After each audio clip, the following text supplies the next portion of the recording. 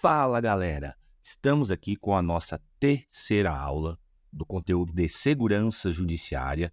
Agora é o tópico 1.2 do edital para agente da Polícia Judicial do concurso do TSE Unificado, beleza? Então, hoje o assunto é planejamento de contingências, necessidade, planejamento, componentes do planejamento, manejo de emergências, gerenciamento de crises e procedimentos emergenciais. Então, sem mais enrolação, vamos ao nosso conteúdo. Então, galera, necessidade de planejamento. Por que o planejamento de contingências é necessário? Então, ele é necessário para prevenção e redução de danos. O planejamento de contingência ele ajuda a identificar riscos potenciais e desenvolver estratégias para evitá-los ou mitigar seus efeitos. Então, galera, nós tivemos aula aí, nas aulas passadas, nós vimos sobre a questão de riscos, de eventos danosos, né? Os seus impactos nas organizações. Então, o planejamento de contingências ele é necessário para ajudar a prevenir e reduzir os danos caso esses eventos venham a ocorrer. Ele também é necessário para gerar resiliência organizacional. O que é isso? As organizações resilientes são organizações preparadas que podem se recuperar mais rapidamente quando ocorrem esses eventos, quando há interrupções, e mantém a continuidade das operações. Então, resiliência organizacional é a capacidade da organização se manter funcionando, pelo menos, nem que seja ali minimamente, após a ocorrência de algum evento danoso. Beleza? O planejamento de contingências ele é necessário também para a segurança dos funcionários e stakeholders, que são aquelas pessoas que são os interessados na organização. Os donos, os funcionários são stakeholders, às vezes organizações onde existem acionistas, seus clientes, seus fornecedores, são todos stakeholders. Então, para a segurança dos funcionários stakeholders, o planejamento de contingências ele é necessário, porque planos bem definidos garantem a segurança das pessoas envolvidas. Por quê? Caso ocorra algum evento danoso e aquela organização tem um planejamento de contingência, ela pode voltar a funcionar mais rápido e vai provocar menos impacto na vida dessas pessoas. Ele também é necessário para obrigações legais e normativas. Tem muitas indústrias, muitas organizações que ela tem requisitos legais e normativos para funcionar, né? Para ela atuar ali no mercado. E o planejamento de contingência está dentro das exigências legais e normativas, beleza? Indústrias, basicamente, basicamente grandes empresas, médias e grandes empresas possuem, digamos, empresas petrolíferas, empresas que trabalham com combustíveis, empresas que trabalham com potenciais riscos, sabe? Empresas, por exemplo, que trabalham com produtos químicos, empresas de transporte, elas devem ter um planejamento de contingências por obrigações legais e normativas, beleza? Temos também a proteção financeira, porque o planejamento de contingência ele evita perdas significativas ao ter planos para responder rapidamente à crise. Então, quando ocorre um evento danoso, caso você tenha um planejamento de contingência, a organização irá perder menos dinheiro ou deixar de ganhar menos também, beleza? Vamos para o próximo slide. Então, a definição e objetivo de planejamento de contingências. O planejamento de contingências envolve a criação de estratégias para lidar com eventos inesperados e minimizar seus impactos adversos. O objetivo é assegurar que a organização esteja preparada para reagir de forma eficiente e eficaz, mantendo a continuidade dos negócios e protegendo ativos importantes. Então, resumindo tudo que nós falamos no slide anterior, essa é a definição e objetivo de planejamento de contingências, beleza? E quais são os componentes do planejamento de contingência? Nós temos a análise de risco, que na análise de risco nós temos a identificação dos riscos e avaliação dos riscos. A identificação envolve mapear os possíveis riscos que aquela organização ela está à mercê daqueles riscos, né, daquelas potenciais situações, como desastres naturais, falhas tecnológicas, empresas de TI, não só de TI, mas qualquer empresa hoje, ela está propensa a ataques cibernéticos e outras situações. Por exemplo, essa questão de ataques cibernéticos, já eu vi um caso de uma empresa têxtil que ela sofreu um ataque de ransomware, que houve o sequestro de dados daquela empresa e ela precisou ficar sem trabalhar durante vários dias porque ela não conseguia produzir. Simplesmente uma empresa de roupa sofreu um ataque cibernético, não era nem do Brasil, teve que pagar aí um resgate dos dados em Bitcoin para voltar a funcionar. Pagou um valor assim, eu não sei ao certo o valor na época, mas era coisa como se fosse 20 a 40 mil reais nos dias de hoje. Então, qualquer empresa hoje, ela está propensa a esse tipo de questão, né? E, por exemplo, se a empresa tivesse um planejamento de contingência, se ela tivesse, por exemplo, um backup daqueles dados, ela não teria sofrido dano com isso. Ela perdeu dinheiro porque ela pagou o resgate e aí ela deixou de produzir, ela deixou de ganhar, beleza? Então, esse é um exemplo bem prático do planejamento de contingência.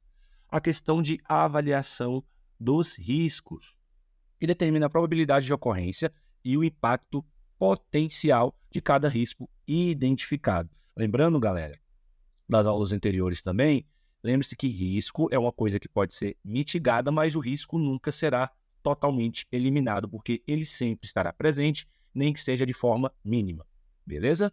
Mais um componente do planejamento de contingências, que é o desenvolvimento de planos. Então, dentro do desenvolvimento de planos ali, os principais, nós temos a questão do plano de continuidade dos negócios, que é o BCP, que ele detalha como a organização continuará suas operações críticas durante e após uma interrupção. Então, o plano de continuidade, ele vai dizer como a organização que passa ela deve seguir para manter suas operações críticas, as operações que são vitais durante e após uma interrupção crítica, beleza? E temos também o plano de recuperação de desastres. Está mais focado ali na área de TI, né, dos dados essenciais após um desastre, que inclui backup de dados, recuperação de sistemas e outras coisas, como eu falei, dando exemplo da empresa têxtil que sofreu o ataque cibernético. Então vamos lá. Estratégia de respostas é um outro componente. E dentro das estratégias de resposta, nós temos mitigação de riscos e recuperação. A mitigação de risco são medidas preventivas para reduzir a probabilidade ou impacto dos riscos. Como exemplo, instalação de sistemas de supressão de incêndio. Então, é como eu falei, riscos são mitigados e nunca eliminados, beleza? E temos também a questão da recuperação, que são os procedimentos para restaurar as operações após a interrupção, que envolve também o plano de recuperação de TI, dos sistemas de TI, que nós falamos ali no tópico passado.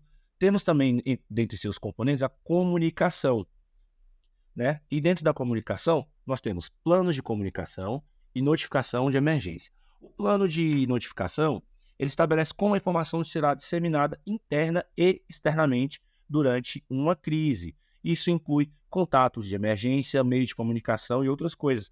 Contatos de emergência, às vezes o contato com o corpo de bombeiros, contato com polícia ou órgãos policiais, contato com outros órgãos governamentais, com empresas de segurança que às vezes venham a ser contratadas pela organização, com os meios de comunicação também, beleza?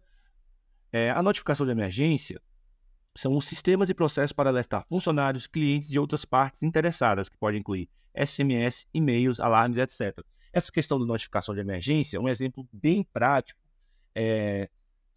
Nós temos as barragens, aquelas barragens de rejeitos, né? Onde as cidades, onde existem essas barragens, geralmente existe o sistema de notificação de emergência, onde cadastram-se as pessoas para elas receberem SMS e e-mails, e também alarmes, né, sonoros e tudo para, caso ocorra uma emergência, né, caso aquela barragem venha romper ou algo do gênero, as pessoas sejam avisadas de forma emergencial para que elas possam fazer a evacuação do local, beleza? Aí nós temos também treinamento e exercícios, que tem os programas de treinamento e as simulações e testes. Então, os programas de treinamento tá mais ali para treinar os funcionários para eles saberem quais são as suas responsabilidades durante uma emergência, né? Como agir, o que fazer, o que não fazer, para que aquela emergência tenha o menor impacto possível na vida da organização. E nós também temos as simulações e testes, que é a realização de exercícios simulados para testar a eficácia dos planos e ajustar conforme necessário. Sabe aqueles exercícios de simulação que tem em órgãos públicos, em grandes prédios, como se simulasse incêndio ou algo do gênero?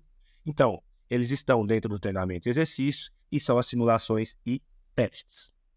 Nós temos também, dentre seus componentes, manutenção e revisão. Temos a revisão periódica, auditorias e feedback. Então, a revisão periódica é basicamente atualizar os planos regularmente para refletir mudanças na organização ou ambiente de risco. Beleza? Então, o plano de contingência ele tem que ser periodicamente atualizado, porque às vezes a organização vai mudando, vão sendo acrescentados procedimentos, ela cresce, acrescenta-se mais áreas nas organizações, e se esses planos não forem regularmente atualizados, ele fica defasado e pode acontecer de áreas ficarem descobertas, serviços ficarem descobertos e o plano ficar ali potencialmente prejudicado. Nós temos também as questões da auditorias e feedbacks, que serve para avaliar o desempenho dos planos durante testes e eventos reais, incorporando melhorias. Beleza? Vamos seguindo aqui. E vamos falar agora de manejo de emergência. Quais são as fases do manejo de emergência? Nós temos a prevenção, preparação, resposta e recuperação. Então, a prevenção, elas são medidas prévias, são medidas proativas que visam evitar ou reduzir a probabilidade de emergência, como a manutenção regular de equipamentos, a manutenção preventiva de equipamentos. Às vezes, você fazendo a manutenção ali do equipamento, antes que ele venha acontecer alguma falha crítica, você evita que a empresa, que a organização pare por causa de um evento que venha ocorrer com aquele equipamento. A preparação, ela envolve desenvolver planos e treinar o pessoal para responder à emergência, como nós falamos ali no tópico anterior. Exemplo, a criação de kits de emergência, kits de primeiros socorros, por exemplo, entra aqui na fase da preparação. Nós temos a fase de resposta que ela envolve as ações imediatas que acontecem durante a emergência, para proteger vidas, basicamente proteger vidas e bens, como a evacuação de um prédio que está ocorrendo um incêndio. E temos a recuperação, que é a ação que ocorre após o evento crítico. São os esforços que são emanados para restabelecer a normalidade após a emergência, como um exemplo, a restauração de um sistema de TI e reparos de infraestrutura do local. Beleza? Então vamos seguindo aqui. Gerenciamento de crises. Quais são os elementos do gerenciamento de crises? Nós temos identificação de crises, comitê de crises, plano de crise e comunicação de crise. Então, elementos do gerenciamento de crise. Vamos lá. Identificação de crises envolve monitorar e detectar sinais de possíveis crises, como, por exemplo, monitoramento de redes sociais e notícias para identificar problemas emergentes. Em algumas organizações, como, por exemplo, ali no TSE, a identificação de crise, ela anda bem próxima ali da inteligência, porque monitoramento de redes sociais, você pode monitorar para ver se vai ocorrer uma manifestação que possa gerar algum evento crítico ali para o tribunal. Você pode acompanhar notícias também. Então, a parte de inteligência, principalmente ali no TSE, está bem ligado com a identificação de crise. Temos também o comitê de crise, que é o grupo de pessoas responsáveis pela gestão da crise, que é, como exemplo, aqui, equipe de gestão de crise com representantes de diferentes departamentos. Então, o comitê de crise ele é algo prévio, que ele já é ali previamente designado para, caso venha acontecer uma crise, você saber quem será o responsável por gerenciar aquele evento crítico, beleza? Temos também planos de crise, que são procedimentos específicos para lidar com diferentes tipos de crise, como planos para lidar com vazamento de dados. Vazamento de dados é um tipo de crise. Às vezes, nós vemos notícias sendo informado que dados de contribuintes foram vazados, dados de usuários de empresas foram vazados. Então, aquilo tem que envolver um plano de crise para saber o que fazer para lidar com aquele tipo de evento. Isso está dentro do plano de crise. E temos também a comunicação de crise, que são as estratégias para informar e acalmar. stakeholders e o público, que envolve porta-voz e também o pessoal de relações públicas para lidar com a mídia, beleza? Vamos seguindo aqui. Procedimentos emergenciais. Quais são os elementos dos procedimentos emergenciais? Nós temos alertas e notificações, que falamos já no tópico anterior. Temos evacuação e abrigo, que é a retirada ali das pessoas que estão em perigos e abrigá-las em local seguro. Como rotas de como exemplo, né, nós temos rotas de evacuação e pontos de encontro. Nós citamos a questão de rota de evacuação e pontos de encontro na proteção de dignitários, lá na aula 1. Se você não lembra, dá uma voltadinha lá, volta lá e veja a aula 1, nós citamos um pouco disso aqui. E eu pego também o exemplo das barragens. Nas cidades onde tem essas barragens, tem rotas de evacuação já sinalizadas e pontos de encontro estratégicos também. E nessas cidades também, às vezes ocorrem treinamentos e simulações para as pessoas saberem o que fazer caso ocorra algum evento crítico, beleza? Nós também temos como elemento dos procedimentos emergenciais os primeiros socorros, que são protocolos feitos para prestar assistência médica imediata, beleza? Coordenação com autoridades, que é a colaboração com serviços emergenciais e autoridades locais. Nós também tratamos disso lá na questão de segurança de dignitários, lá na nossa aula 1. E temos também a questão de recuperação e restabelecimento, que são os passos para retornar à operação normal e lidar com os impactos residuais da emergência. Como exemplo, nós temos a avaliação de danos e recuperação de dados. Então, galera, é isso.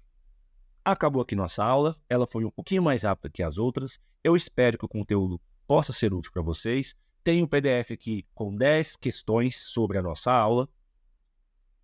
Recomendo que você baixe ele, resolva, as questões estão respondidas, beleza? E é isso. Fique atento ao nosso canal, que novas aulas vão saindo e nós vamos tratando o conteúdo até acabar com a matéria de segurança judiciária. Se você não é inscrito no canal, se inscreva para acompanhar, beleza? Que eu vou lançar vários conteúdos aqui do concurso do TSE Unificado. Se você já é inscrito, deixa o like aí no nosso vídeo, beleza? Para que ele chegue a mais pessoas. Compartilhe também. Então é isso, galera. Valeu, falou!